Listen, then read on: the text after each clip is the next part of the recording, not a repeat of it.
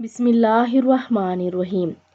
رسول اللہ صلی اللہ علیہ وآلہ وسلم نے ارشاد فرمایا، سیدنا عبداللہ بن عمر رضی اللہ تعالیٰ عنہ کہتے ہیں کہ ہم نے رسول اللہ صلی اللہ علیہ وآلہ وسلم کے ساتھ مغرب کی نماز ادا کی۔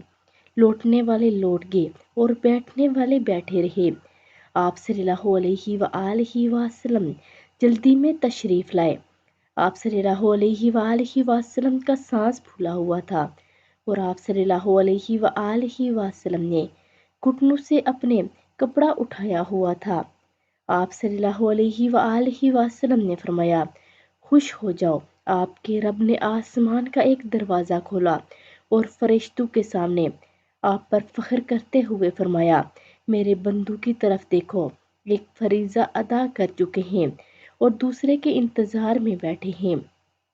یعنی مغرب کے بعد عشاء کی نماز کے لیے بیٹھنا اللہ رب العزت کو بہت پسند ہے، تو آپ سب بھی اس پر عمل کریں اور ویڈیو کو آگے لازمی شیئر کریں۔